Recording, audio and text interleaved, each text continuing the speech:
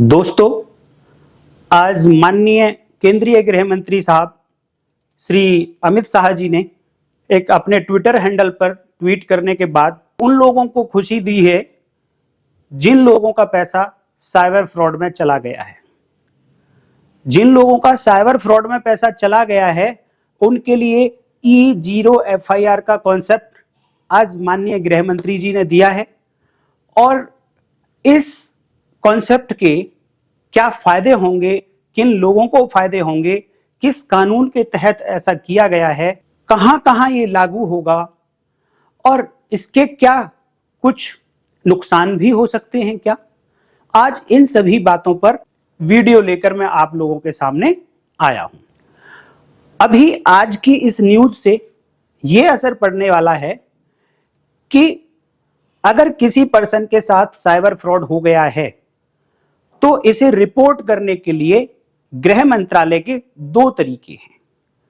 एक तो है जिसकी वेबसाइट है www.cybercrime.gov.in। एक तो इस पर क्राइम रिपोर्ट हो जाता है और दूसरा है 1930 ये हेल्पलाइन नंबर है उसी पोर्टल की। यहां पर फोन करके भी इस साइबर क्राइम को रिपोर्ट किया जा सकता है। अब इसमें नया चेंज ये आया है दोस्तों, जब भी इस पोर्टल पर या इस हेल्पलाइन नंबर के थ्रू साइबर क्राइम को रिपोर्ट किया जाएगा तो वो ऑटोमेटिक ही E0 FIR में कन्वर्ट हो जाएगी। E0 FIR का कॉन्सेप्ट ये है कि जिस पुलिस स्टेशन के ज्यूरिसडिक्शन में ये ऑफेंस हुआ, ये I4C इस 0 FIR को उस डिस्ट्रिक्ट का जो साइबर क्राइम का पुलिस स्टेशन होगा उस पुलिस स्टेशन के लिए फॉरवर्ड कर देगा। अब उस पुलिस स्टेशन की ड्यूटी हो जाएगी कि इसका प्रिंट निकालकर 3 दिन के अंदर अंदर, ध्यान रखिए 3 दिन का टाइम दिया गया है, 3 दिन के अंदर अंदर उस कंप्लेनेंट को बुलाया जाएगा और जहां जहां साइन की रिक्वायरमेंट होगी वहां साइन करा लिए जाएंगे और रेगुलर FIR में इसको कन्वर्ट कर दिया जाएगा। क्योंकि एक बार 0 FIR हो गई है तो अब उसको रेगुलर FIR में कन्वर्ट करा ही जाएगा, दूसरा कोई ऑप्शन नहीं है। अगर 3 दिन के अंदर कंप्लेनेंट ने पुलिस स्टेशन में आकर, पुलिस स्टेशन कौन सा, उस डिस्ट्रिक्ट का जिस डिस्ट्रिक्ट में ये क्राइम हुआ था उस डिस्ट्रिक्ट के साइबर पुलिस स्टेशन में जाकर अगर कंप्लेनेंट ने इस 0 FIR को रेगुलर FIR में कन्वर्ट करा लिया है। 3 दिन में जाकर कन्वर्ट कराने का मतलब है कि जिन जिन डॉक्यूमेंट्स पर उसके साइन की जरूरत होगी उन डॉक्यूमेंट्स पर साइन कर देगा तो वो 0 FIR रेगुलर FIR में कन्वर्ट हो जाएगी। अभी क्या डिफरेंस आया पहले से और अब में, कि पहले FIR नहीं होती थी, केवल एक उस पोर्टल का एक्नॉलेजमेंट नंबर ही जनरेट होता था, बट FIR नंबर उसमें नहीं होता था। तो FIR नहीं होने के नुकसान क्या क्या होते हैं कि अगर FIR नहीं है तो इन्वेस्टिगेशन शुरू नहीं होता है। इन्वेस्टिगेशन शुरू नहीं होता है तो क्रिमिनल्स पकड़े नहीं जाते हैं। क्रिमिनल्स पकड़े नहीं जाते हैं तो यहां पर दो प्रॉब्लम आ जाती हैं कि एक तो क्रिमिनल्स का हौसला बढ़ जाता है, वो और क्राइम पे क्राइम करते चले जाते हैं। दूसरा जो विक्टिम है उसके पैसे की वापसी की कोई राह नहीं बनती है। तो FIR होने के कारण ये प्रॉब्लम्स में कुछ कमी आएगी। आप पूरा वीडियो देखना फ्रेंड्स, ये कहां कहां एप्लीकेबल है, कितने अमाउंट पर एप्लीकेबल है, सारी बातें बताऊंगा। और जो लोग इस आदेश का फायदा नहीं उठा पाएंगे वो कैसे फायदा उठाएंगे इसके बारे में भी बताऊंगा। पुलिस इसका मिसयूज भी कर सकती है, कैसे करेगी वो भी बताऊंगा। तो मैं पुलिस से रिक्वेस्ट करूंगा कि मिसयूज ना हो। यह तो बात हुई FIR की कि 0 FIR होगी, वो डिस्ट्रिक्ट के पुलिस साइबर पुलिस स्टेशन में जाएगी और वहां पर रेगुलर FIR कन्वर्ट होने के बाद इन्वेस्टिगेशन शुरू हो जाएगा, जिससे कि जल्दी से जल्दी साइबर क्रिमिनल्स को पकड़ा जा सके और उन्होंने जो अकाउंट्स यूज किए उनको फ्रीज कराया जा सके, उसमें जो पैसा है वो विक्टिम को वापस दिलाया जा सके। कि ये एक पायलट प्रोजेक्ट है और केवल दिल्ली में शुरू किया गया है।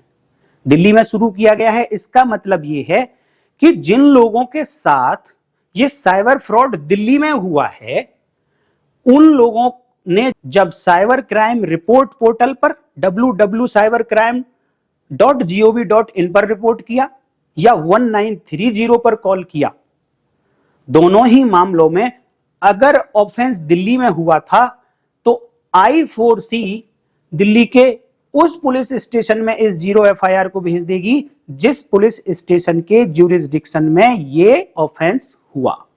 इस वीडियो में मैं जहां जहां पुलिस स्टेशन की बात करूंगा, ये डिस्ट्रिक्ट का साइबर क्राइम पुलिस स्टेशन होगा।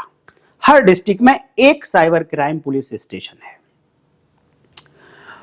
अब दिल्ली से बाहर के लिए क्या होगा दोस्तों? दिल्ली से बाहर के लिए आज भी आप रिपोर्ट वहीं करेंगे, दोनों जगह पर, www.cybercrime.gov.in पर या 1930 पर। आपको क्राइम अभी भी वहीं रिपोर्ट करना है, लेकिन क्योंकि ये पायलट प्रोजेक्ट है, केवल और केवल दिल्ली में लागू है, अपने गृह मंत्री साहब का यह कहना है कि जल्दी ही इसको पूरे देश में लागू कर दिया जाएगा।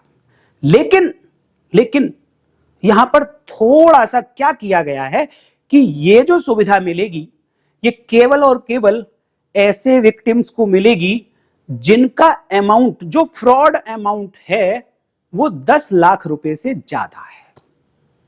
इसका मतलब ये E0 FIR I4C में केवल उन्हीं विक्टिम्स के लिए रजिस्टर की जाएगी जिनके साथ फ्रॉड हुआ और फ्रॉड अमाउंट, जो चीटेड अमाउंट है, वो मोर देन 10 लाख है। तो अभी तक जो बिलो 10 लाख अमाउंट फ्रॉड हुआ है, उसके लिए E0 FIR का कॉन्सेप्ट एप्लीकेबल नहीं है। तो आप घबराइए मत, आप वहीं उन्हीं पोर्टल्स पर अभी भी आपको क्राइम तो रिपोर्ट करना ही है। क्या होता है कि जब आप www.cybercrime.gov या 1930 पर इस क्राइम को रिपोर्ट करते हैं, तो जो चीटर का बैंक अकाउंट होता है उसमें अमाउंट फ्रीज हो जाता है अगर उसने निकाला नहीं है कैश में। तो अगर उसने किसी दूसरे अकाउंट में ट्रांसफर कर दिया है तो दूसरे अकाउंट पर भी लीन लगा दिया जाता है और पैसे को कोशिश की जाती है कि उसे सुरक्षित कर दिया जाए। और अब क्योंकि इन्वेस्टिगेशन शुरू हो जाएगा तो कोर्ट में भी एप्लीकेशन लगाई जा सकती है उस पैसे को वापस लेने के लिए। लेकिन उससे पहले क्या होता था, जब FIR नहीं होती थी तो कई कोर्ट्स की भी मजबूरी होती थी। वो कहते थे FIR अगर नहीं है तो कोर्ट की पावर शुरू नहीं होती, कोर्ट ऑर्डर नहीं कर सकती है बैंक को ना पुलिस को कि पैसा इनका रिटर्न कर दिया जाए। तो वो समस्या भी यहां पर कहीं हद तक सॉल्व हो जाएगी कि कोर्ट्स को भी ऑर्डर करने में आसानी हो जाएगी, क्योंकि FIR हो गई है। FIR के बाद कोर्ट का ज्यूरिसडिक्शन शुरू हो जाता है। तो अब ये प्रॉब्लम से भी छुटकारा मिल जाएगा कि कोर्ट ये नहीं कह पाएंगी क्योंकि FIR नहीं है तो हम कैसे ऑर्डर करें। अगर बैंक में अकाउंट फ्रीज हो गया है, FIR हो गई है, तो अब कोर्ट्स का ज्यूरिसडिक्शन आ जाएगा। वो ऑर्डर कर देंगी, बैंक को भी ऑर्डर कर सकती हैं, पुलिस को भी ऑर्डर कर सकती हैं कि जो विक्टिम का पैसा होल्ड हुआ है किसी अकाउंट में, तो आप उस पैसे को विक्टिम के अकाउंट में वापस कराइए। तो ये तो बात हुई कि एक अभी लिमिट है मोर देन 10 लाख रुपीस की। लेकिन मुझे ये पूरी उम्मीद है कि पुलिस इस आदेश का या इस न्यूज का मिसयूज नहीं करेंगी। मुझे पूरी उम्मीद है। अब आप कहेंगे कि आप ऐसा क्यों कह रहे हैं कि मिसयूज नहीं करेंगी? इसका मिसयूज क्या हो सकता है? देखिए, इस आदेश से पहले क्या हो रहा था? पहले कानून क्या था? इस आदेश से पहले कानून ये था कि अगर किसी पर्सन के अगेंस्ट कोई कॉग्निजेबल ऑफेंस हुआ है, जैसे कि ये साइबर क्राइम हो गया, ये साइबर फ्रॉड हो गया, और उस पर्सन ने इस साइबर क्राइम फ्रॉड को रिपोर्ट कर दिया है पुलिस स्टेशन में, चाहे तो इलेक्ट्रॉनिक कम्युनिकेशन से किया, चाहे पर्सनली जाके किया, बट पुलिस के पास इंफॉर्मेशन पहुंचा दी, तो police officer, station house officer bound है कि वो FIR रजिस्टर करे। क्या होगा? FIR रजिस्टर करे। मैं ये बात बता रहा हूं इस आदेश से पहले की। इसका मतलब यहां पर कोई अमाउंट फिक्स नहीं है अभी तक, चाहे वो 10,000 रुपए का फ्रॉड हुआ, चाहे 1 लाख का फ्रॉड हुआ, 2 लाख का हुआ, 10 लाख का हुआ। अगर इंफॉर्मेशन पुलिस स्टेशन में पहुंच गई, उस डिस्ट्रिक्ट के साइबर पुलिस स्टेशन में इंफॉर्मेशन दे दी गई है, जो 1930 और ये पोर्टल www.cybercrime.gov.in दोनों ही मामलों से उस डिस्ट्रिक्ट के साइबर क्राइम पुलिस स्टेशन में इंफॉर्मेशन जाती है। तो लॉ ये कहता है कि एक बार अगर कॉग्निजेबल ऑफेंस की इंफॉर्मेशन इस पुलिस स्टेशन में पहुंच गई तो एफआईआर करनी ही पड़ेगी। वो स्टेशन हाउस ऑफिसर एफआईआर करने से मना नहीं कर सकता है। यह है जनरल लॉ। लेकिन अब आदेश आ गया है कि जिनके 10 लाख रुपए से ज्यादा का फ्रॉड हुआ है वो अब इस क्राइम पोर्टल पर रिपोर्ट करेंगे तो E0 एफआईआर हो जाएगी और कंसर्न पुलिस स्टेशन को पहुंच जाएगी। तो अब यहां पुलिस स्टेशन ये कह सकते हैं कि क्योंकि आदेश केवल 10 लाख से ज्यादा पर एफआईआर करने का हुआ है तो हम 10 लाख से कम रुपए के फ्रॉड पर एफआईआर नहीं करेंगे। मुझे पूरी उम्मीद है कि ऐसा मिसयूज नहीं करेंगी पुलिस, बट मैं फिर भी अवेयर करना चाहता हूं कि ऐसा कहा जा सकता है कि क्योंकि यह आदेश हुआ है कि 10 लाख रुपए से ज्यादा का फ्रॉड हुआ है तभी हम एफआईआर दर्ज करेंगे। 9 लाख का हुआ, 8 लाख का हुआ, 7 लाख का हुआ, 5 लाख का हुआ, 10,000, 20,000 का हुआ तो हम एफआईआर दर्ज नहीं करेंगे। ऐसा मैं बिल्कुल उम्मीद करता हूं पुलिस नहीं कहेंगी, बट कोई अगर गलत माइंड का पुलिस ऑफिसर बैठा है तो वो ऐसा कह भी सकता है। बट इस ऑर्डर का ये बिल्कुल मतलब नहीं है। ये बिल्कुल मतलब नहीं है इस ऑर्डर का कि डायरेक्ट अगर इंफॉर्मेशन किसी ने दी, 1 लाख रुपए के फ्रॉड की भी दी, तो उसे एफआईआर में कन्वर्ट ना किया जाए। इसका ये मतलब बिल्कुल नहीं निकलेगा। और E0 एफआईआर का क्या मतलब होता है? पहले 0 एफआईआर का मतलब समझ लीजिए कि आपके साथ फ्रॉड कहीं भी हुआ, आप जहां हैं, जहां आपको आसानी हो रही है पुलिस स्टेशन में इंफॉर्मेशन देने के लिए, वहां आप इंफॉर्मेशन दे दो, तो वहां का पुलिस स्टेशन इसको 0 एफआईआर में कन्वर्ट करेगा और उस पुलिस स्टेशन में भेज देगा जहां एक्चुअल में ऑफेंस हुआ है, और वो पुलिस स्टेशन इसको फिर रेगुलर एफआईआर में कन्वर्ट कर लेगा। ये होता है 0 एफआईआर का कॉन्सेप्ट। लेकिन यहां पर E0 एफआईआर का कॉन्सेप्ट है। E0 एफआईआर का मतलब कि यहां पर जो इंफॉर्मेशन दी गई कमीशन ऑफ कॉग्निजेबल ऑफेंस की, साइबर फ्रॉड की, वो ऑनलाइन दी गई है, पोर्टल से दी गई है, 1930 से दी गई है, तो ये इलेक्ट्रॉनिक इंफॉर्मेशन है, इलेक्ट्रॉनिक कम्युनिकेशन के थ्रू दी गई है। इसलिए क्योंकि ऑफेंस दिल्ली के किसी भी पुलिस स्टेशन में हुआ हो, लेकिन इंफॉर्मेशन I4C पर गई, साइबर क्राइम रिपोर्ट पोर्टल पर गई, तो वहां तो 0 एफआईआर होगी। तो क्योंकि इलेक्ट्रॉनिक कम्युनिकेशन से गई है इंफॉर्मेशन, तो ये E0 एफआईआर होगी। और वो I4C क्या करेगा, अब इस 0 एफआईआर को उस साइबर क्राइम पुलिस स्टेशन में ट्रांसफर कर देगा जिस साइबर क्राइम पुलिस स्टेशन के ज्यूरिसडिक्शन में ये ऑफेंस होना पाया गया होगा, और वो इसको रेगुलर एफआईआर में कन्वर्ट करेंगे और देन इन्वेस्टिगेशन शुरू हो जाएगा। तो मेरी पुलिस ऑफिसर से रिक्वेस्ट है कि इसका कोई मिसयूज ना हो, और अगर आप लोगों के पास 10 लाख रुपए से भी नीचे की कोई साइबर क्राइम, साइबर फ्रॉड होने की इंफॉर्मेशन आ रही है, तो 173 BNSS उसकी सबसेक्शन 1 आप पढ़ लीजिए।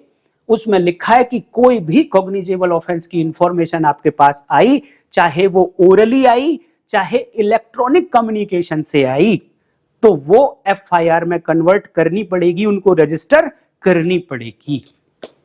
तो इस जर्नल लॉ को बिल्कुल नहीं भूल जाना है इस आदेश के आने के बाद। यह आदेश बहुत अच्छा आदेश है, स्पीडी इन्वेस्टिगेशन के लिए किया गया है।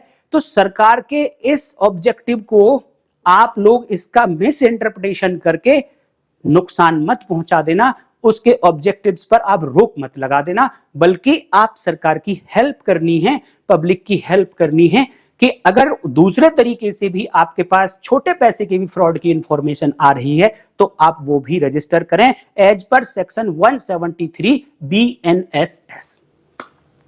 173 BNSS की सबसेक्शन 1 और उसकी क्लॉज 2 ये कहती है कि अगर इंफॉर्मेशन इलेक्ट्रॉनिक कम्युनिकेशन से आई है, जैसा कि पोर्टल से आई, 1930 से आई, तो ये कहा गया कि वो स्टेशन हाउस ऑफिसर, उसके ऊपर ड्यूटी पहले से ही लगा रखी है कि वो इस इंफॉर्मेशन का प्रिंट निकालेगा और 3 दिन के अंदर अंदर कंप्लेनेंट को बुलाकर या कंप्लेनेंट के पास इस डॉक्यूमेंट को भेजकर उस पर इसके साइन लेगा और रेगुलर FIR में इसको कन्वर्ट कर देगा।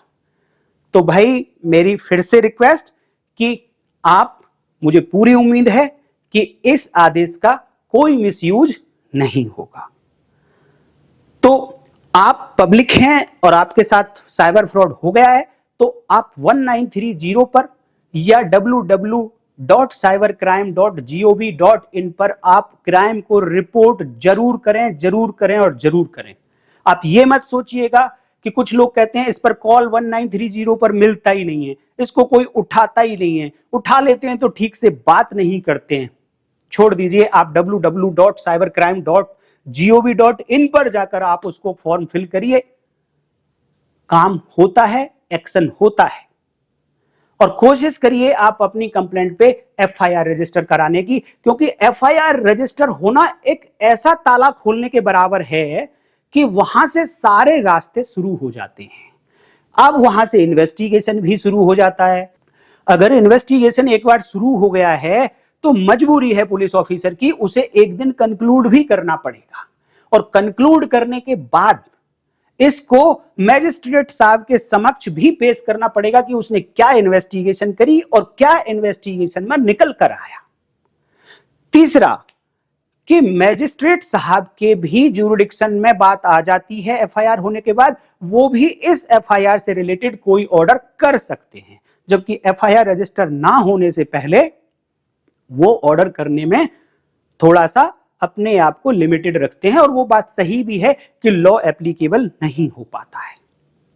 और एक बात, जिन लोगों ने साइबर क्राइम पोर्टल पर या 1930 पर अपनी साइबर फ्रॉड की कंप्लेंट कर दी है, पुलिस ने FIR रजिस्टर नहीं करी है, तो आप लोगों के पास सेक्शन 174 सबसेक्शन 3 BNSS का रास्ता ओपन है। आप कोर्ट को अप्रोच करें और कोर्ट से रिक्वेस्ट करें कि आप पुलिस को आदेश दीजिए कि मेरी इस इंफॉर्मेशन पर FIR रजिस्टर करे पुलिस और इन्वेस्टिगेट करे। इन्वेस्टिगेशन का एक और क्या फायदा होगा कि इन्वेस्टिगेशन जब होता है तो क्रिमिनल्स पकड़े जाते हैं और जब क्रिमिनल्स पकड़े जाते हैं तो वो अपनी बेल कराने के लिए, केस को खत्म कराने के लिए विक्टिम के साथ कंप्रोमाइज करते हैं। उस कंप्रोमाइज में विक्टिम का पैसा वापस आने की पूरी संभावना होती है। अगर पैसा बैंक अकाउंट में होल्ड नहीं भी हुआ है तो अगर एक्यूज पकड़ा गया है तो वो एक्यूज जब अपनी बेल मांगेगा, कंप्रोमाइज करेगा, केस को खत्म कराने की कोशिश करेगा, तब आपको पैसे दे सकता है। तो उम्मीद करता हूं कि इस न्यूज से रिलेटेड, इस आदेश से रिलेटेड सारी बातें आपकी क्लियर हो गई होंगी और पब्लिक से भी, पुलिस से भी, दोनों से मेरी रिक्वेस्ट है कि आप इस साइबर क्राइम पोर्टल का बेस्ट यूज कीजिए। बहुत अच्छा पोर्टल है, गवर्नमेंट की बहुत अच्छी मुहिम है ये। इसमें पुलिस ऑफिसर्स और अगर सपोर्ट करेंगे तो हमारे प्रधानमंत्री जी का जो सपना है साइबर सिक्योर्ड इंडिया, वो पूरा हो पाएगा। तो आज की वीडियो में इतना ही, अगली वीडियो में फिर मिलेंगे। तब तक के लिए नमस्कार, जय